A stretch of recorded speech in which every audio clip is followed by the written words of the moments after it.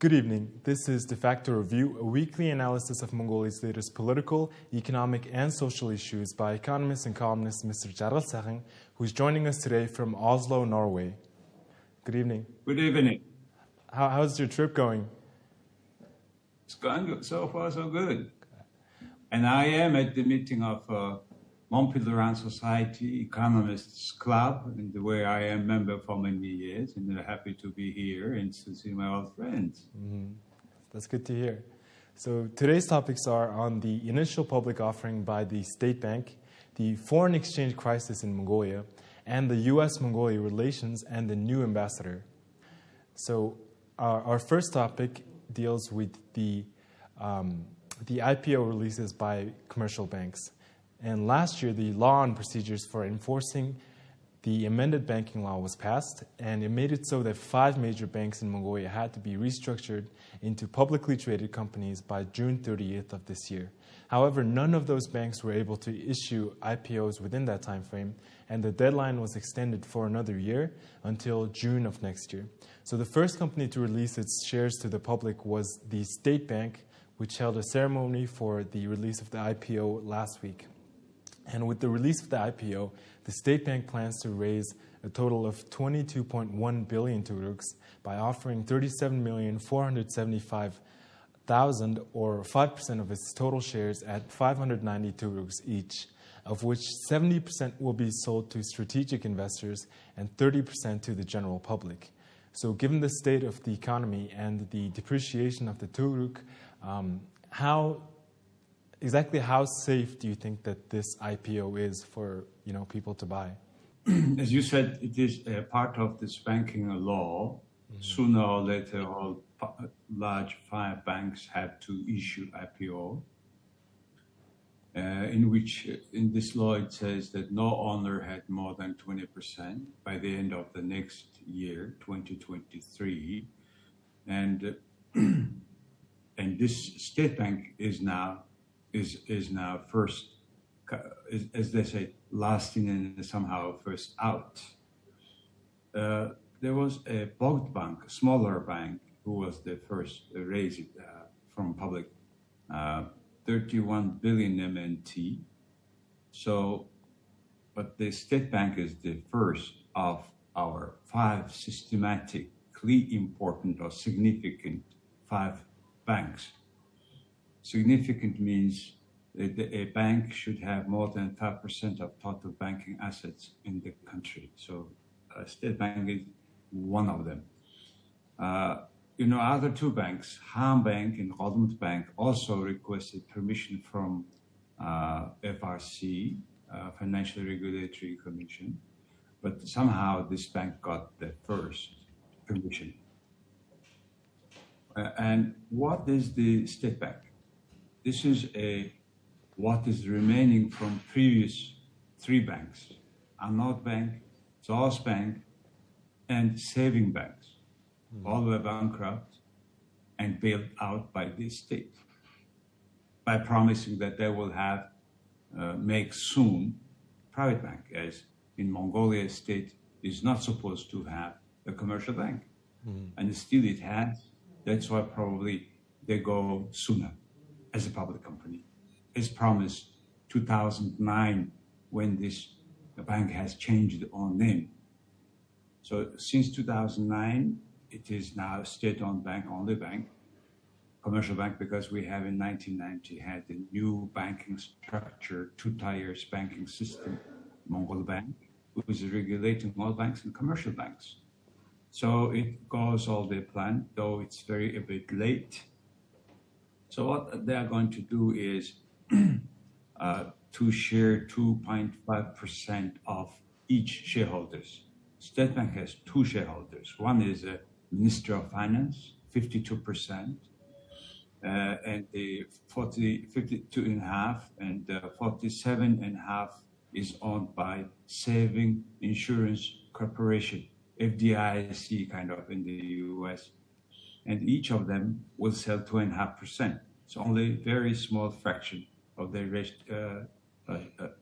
ownership. And this bank has 500 branches, 4,000 employees, and 2.3 million customers out of 3.4 million population. And they expected to issue as IPO some, as you said, only 5%, but it is this 5% is 37.5 million shares at the price per share 590 MNT. 2 Greeks, and then out of this, 70% goes to so-called strategic partners. What does that mean? Not very much clear who is the strategic partners. Looks like people who are ready to buy in bigger chunk. And 30% goes to public. So actually 1.5 out of 5%, 30%, 1.5 only will belong to the open market. So if 5% they estimate to be 22 billion MNT, then total value of this bank to be 440 billion, which is close because our total asset of this bank is around 4 trillion MNT, and owner's equity is 447 billion. That means out of this 447 billion MNT, 440 million is current value. That means it is still underbanked bank, or there is certain amount of non-performing loan that makes a reserve, that makes the borrowing capacity less. So anyway, now the public is raising questions, why only 5%? Does it make sense? Will it be a public, really open company? But it turned out, as like many other banks also planning to do, just even selling 1% will make them under the law of public bank. And that means they will follow not only the rules set by the Mongol bank, but they will be under the rule of FRC. More report on time every quarter, because Mongol bank requires it differently. So hopefully it is safe, and hopefully this will make this bank more open, more for public ready to buy the other shares. But to me, to be public is to be really public is to be either 1/3 or 20% at least shares to be sold. So our state bank was the first bank to release out of the five major banks. So was it, an important strategic decision to be the first company to offer shares to the public? Yes, and there will be another 4 banks waiting for their own line. But at least it gives, Mongolian commercial banks are the entities that were making the largest profit. Even during the pandemic, they made a profit. So for people, it's big expectation. Why? Because for last 2 years, saving rates of Mongolia went down almost 2 or 3 times. So people those who had the saving are eager to pay for shares of commercial banks, which is making money. So hopefully it opens the door to other commercial banks for raising more funds. But still, again, the question will be again 5%, 10%, 15, 20. And after I made a public critique on why 5%, and they promised to now. So far, they have promised because they got so much request to buy shares, and there were not enough shares, and they have promised that they will issue another 15%, but they have not said when and how. So probably it will take quite some time to issue another 15%. But the one issue is, the most important issue for me is who makes sure that the check and balance of this upper bank operation are made. With this 5% being now a public company, they need to have at least 9 or 12 board members, and 5% to be presented by independent board members. It has now already 2 independent board members. It looks like they should need another person. And plus, this bank asset quality is made by an independent auditor, and the main audition was made by Ernst & Young, one of the top 5 largest in the world. And it says, and it is a report, Ernst & Young says that the ANY finds all financial statements as of 2021 are meeting the requirements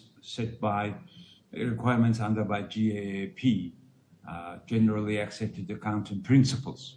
So it gives more confidence to investors than any other its document. And plus, I was talking about the high profit they made, and this bank was doing as a first quarter of this year, 2020, 15.6% return on equity, which is the highest among the others. So that's one of the reasons probably they got that permission first. So open the wider door to other investors to buy banks' interest rate. Anyway, I think overall this IPO principles or requirements for commercial banks are very right step towards further development of financial market in the country, because up to now, up to just 3 years or 4 years back, only 5% of market capitalization if you compare to GDP, our financial market, then the capital market, then the financial market was only 5% of the GDP. Now it is a good chance to be increased, where a country is regarded vibrant if 40%, 50% of the total capital market is from the financial market. The other is from money market. So hopefully we go to that right directions. Mm-hmm. So let's hope this brings a rejuvenation to the economy. And our second topic also deals with the economy, as Mongolia is facing a severe foreign exchange crisis, with foreign exchange reserves down 40% in August from a year earlier to $2.7 billion. And the current account deficit is also widening. And because of this, local banks are limiting the amount of dollars customers can buy. Hambank, which is Mongolia's largest bank, as measured by total assets, has limited the daily amount of cash to 1 million tugruks, or around $300 from this month.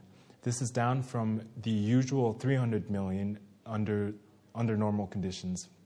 And Hambank responded that the sanctions were a response to the rising dollar demand, and specified that the bank is not limiting payments for imports of goods such as food and fuel, and exceptions can be made with the approval from the Treasury Department.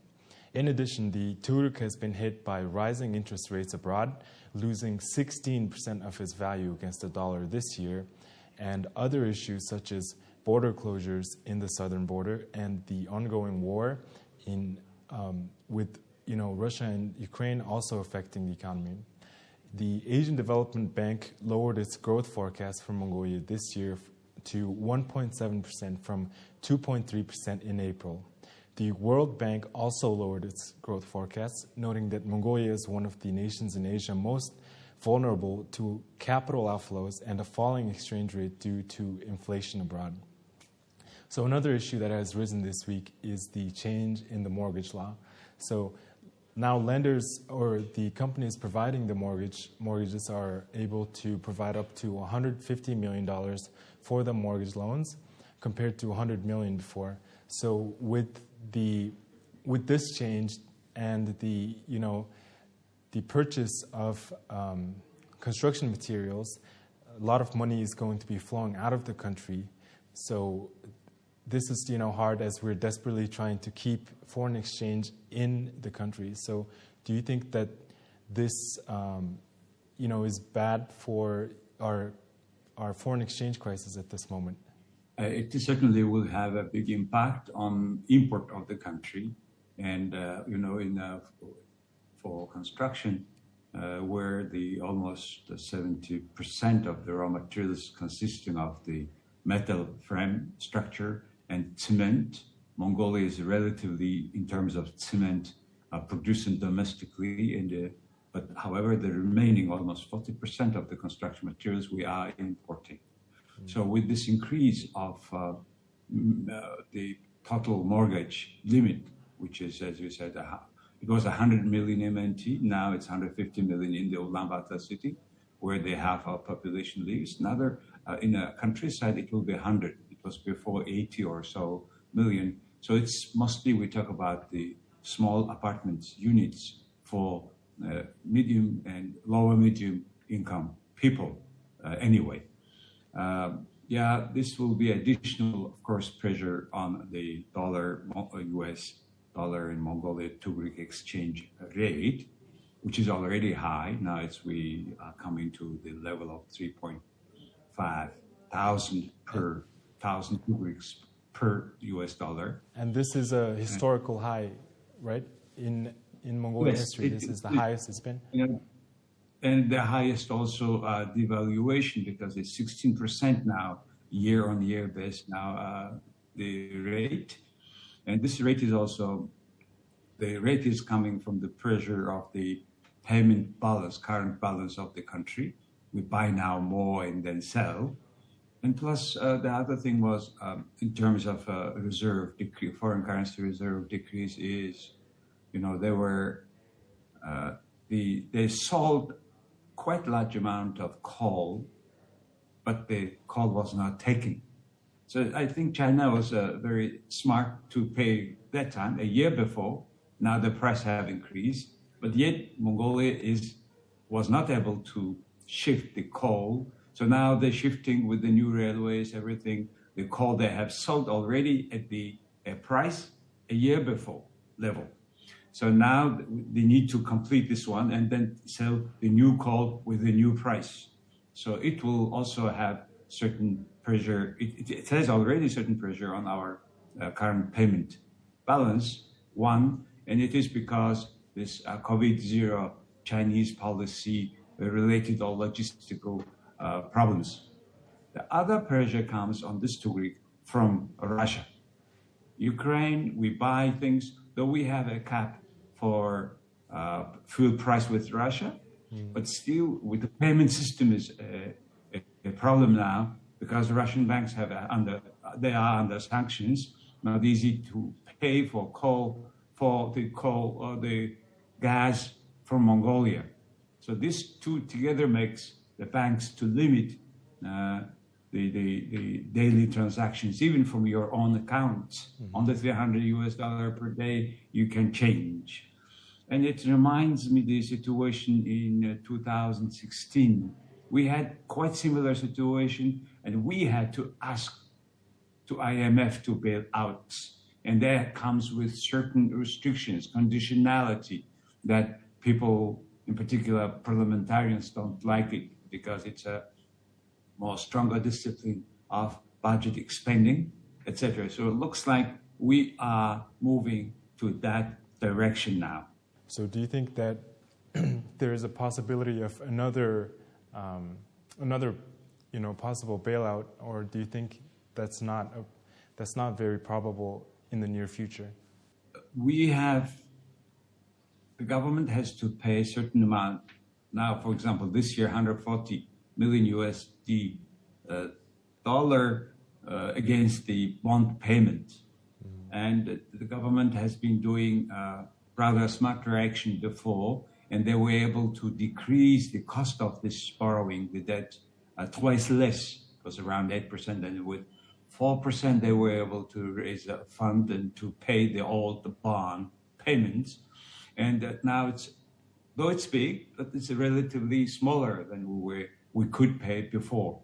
And also in 2023, we have to pay also a certain amount of, it's a relatively also high pressure on payment. And altogether comes the situation not easy. That's why I would not say today they are definitely will ask bailout, but the country is coming to that direction, and hopefully we will finish these all the restrictions, in particular in China, and after this Congress, we wait more release of these conditions for logistics. And we don't know when the Ukraine war ends, but hopefully, at least towards China, things will be easier. Okay, let's move on to our third topic, which deals with our third neighbor, the United States. So the ambassador of the United States to Mongolia, Michael Kolcheski, completed his tenure after more than 3 years of service in Mongolia. He played an important role in the development of relations between our two countries as the 12th diplomat to hold posts since the embassy opened in 1988. The ambassador and his wife, Mrs. Kolcheski, posted a heartfelt message to the Mongolian people on his social media pages where he expressed his gratitude.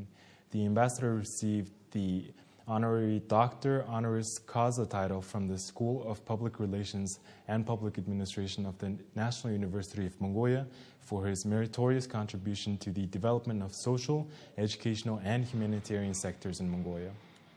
The next ambassador to Mongolia, Mr. Richard Bwangan, was appointed by President Biden in April. He last held a position as the Principal Deputy Assistant Secretary in the Bureau of Global Public Affairs at the U.S. State Department, and prior to that, he held various diplomatic positions at the State Department and also held posts in Israel, China, France, and Cote d'Ivoire. He was sworn in this week by Deputy Secretary of State, Wendy Sherman, and so we are receiving our 13th ambassador of the U.S. during more than 30 years of diplomatic relations. So how has it been to see the growth of the relations between our two countries over the last 35 years? Well, first of all, we should thank Mr. Michael Kolcheski, ambassador, my friend, and for his great job towards better cooperation or improving cooperation between the two countries. Mm-hmm. And he also was the most active ambassador, I remember, I should say, on social media. So I think his outreach was phenomenal in the country. So he's now back to D.C., and we are happy to receive now a new ambassador, Mr. Richard Bwangan, who is born and raised in a Filipino-American family in San Diego, and he earned his Bachelor of Science degree in Political Science and Economics from the St. Edward's University. So that's what he got, and now this new ambassador was, though nominated in April, just now approved by the other procedure, and he's coming now to Mongolia. Welcome, Mr. Bwangan. During this last 30 years with the U.S., the relations come to very high level and very deep cooperation between Mongolia and the United States of America. And just mentioned some newly, for the last few years, achievements, for example, this Millennium Challenge account, and a corporation who's providing over $462 million to change the situation of water supply of Ulaanbaatar city. And now the new talk is coming about open skies agreement, and most probably Mongolians will fly to the U.S. non-stop from Ulaanbaatar to probably in the West Coast or so. And we also have Mongolia-U.S. transparency agreement, which provides conditions that improving the business environment in Mongolia. And also we have been celebrating 30th anniversary of Peace Corps in Mongolia, renew it. And so we also have very successful cooperation on defense and security, especially joint efforts to support international peacekeeping corporations, and also some other projects going to strengthening the law enforcement cooperation, and also justice sector capacity building, etc. So there are many levels or many spheres that we are working very deeply, and hope that we will be doing even better, even more jobs now with the new ambassador. So I'm very positive, looking forward to new cooperation between two countries. Mm-hmm. So what exactly makes it that the U.S. is our most important third neighbor? Yeah, it's a very good question. Is because U.S. being the source of major values like democracy, human rights, freedom of speech. We learn a lot. We work in this regard. But January last year, January 6th event in Capitol Hill shows this democracy is so fragile. Even after almost 300 years, Americans can suffer through all this almost coup d'etat kind of. So it doesn't mean that democracy itself bad, but it shows that how fragile is this. And we need to fight together to keep that value stronger. Why? Because it gives the people power to be a part of decisions that impact their life. For example, unlike our two neighbors, where major decisions are made by just one person, in Mongolia, it is truly made by the political parties. We have opposition party, though our Democratic Party quite much split inside, and unfortunately we don't see their strength for last two elections. Hopefully they will come out from it stronger, and we will have a strong opposition political party. And all this together provides that value that we Mongolians accept, like we had it for 100 years, 200 years. But we have this value only for 30 years. And during these 30 years, Mongolia has so much changed. True, it is unequal. True, the distribution was different. But still, because we can discuss it like you and me do today, I think we can improve, can make sure that this wealth in the country are distributed more or less to every house. But it doesn't mean that like what the government is doing now, just giving the money to people as a care. Get people working and get paid properly so that they don't go to Korea for higher salary. So that's the agenda, I think. And in this agenda, I think we can do a lot job with the USA. Mm-hmm. Let's hope that the next 35 years and beyond, both of our countries continue to enjoy the freedom and the democracy that we've held in the past. That's why we share these values of human rights, freedom of speech. And by the way, without freedom of speech, there is no other freedom. Mm-hmm. So we make sure that we keep that the most important right, the most important value for our democracy, freedom of speech. Mm-hmm. Okay. That is all for this week. This has been Defacto Review, a weekly analysis of Mongolia's latest political, economic, and social issues by economist and columnist Mr. Jaralsarin.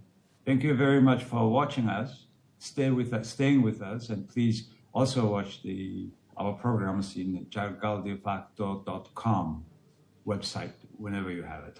Thank you.